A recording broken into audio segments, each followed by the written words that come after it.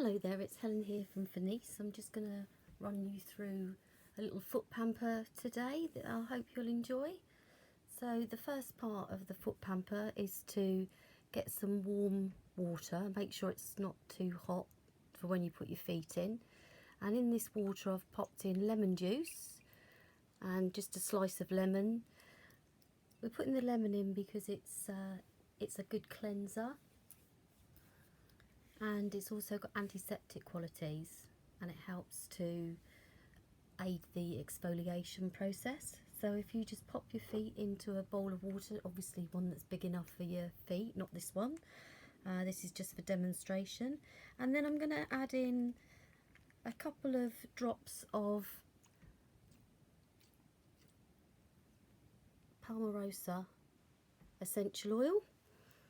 And the reason that I'm using that is because, again, it's got very good cleansing qualities, so it's going to help soften your feet, and so you've got the softening, the antiseptic, everything going on in that wash, and it also smells divine. So I would suggest you soak your water in that solution for around 20 minutes.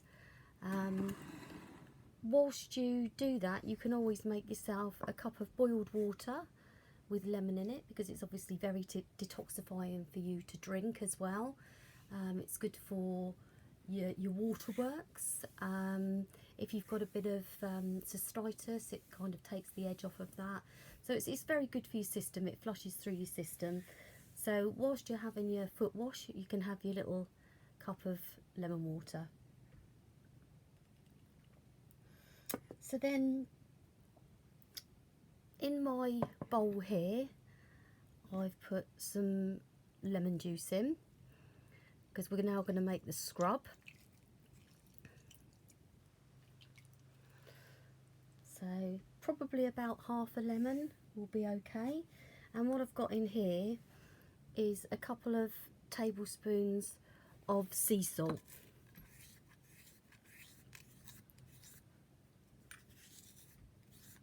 I've ground mine fairly finely. You may prefer to have yours a little bit coarser.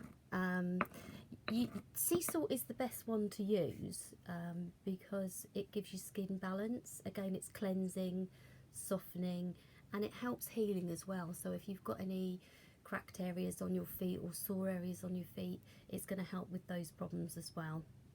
And the lemon, with its antiseptic qualities, is going to help to exfoliate the dead skin. And then to add to the mix, we're going to be popping in some oil. Now I'm going to be putting in the Mother's Massage oil, the Neal's Yard, because that's the one that was closest to hand for me. So I'm going to put in probably about 2 or 3 tablespoons of that in there. Now I've got it in my mortar and pestle to mix it up. You don't need to. If you want to, you can just put it, if you've got hard salt, you can put it into a plastic bag, a sealing bag, like a little sandwich bag, and you can just crush it on the side, and then put your oil in and your lemon in, and basically you end up with a nice oily, I don't know if you can see that this way, oily salty mix that you're now going to put onto your hands and rub all after your feet. So you're going to take your feet out of the wash, you're going to make sure they're dry and clean, and then you're going to rub in the salt wash. And while you're doing that, while you're rubbing it in, your hands will also be getting a scrub at the same time, which is rather good. The massage oil has also got, this particular one has also got apricot kernel, ylang almond, lots and lots of nutritious ingredients for your skin. But if you haven't got an essential oil, then you don't need an essential oil in your foot wash. And if you haven't got a Mother's Massage oil, then you can just pop in some olive oil or some vegetable oil. Really, it's just something to start the feet moistening, and the 20 minutes is about the sort of time to really get them moistened.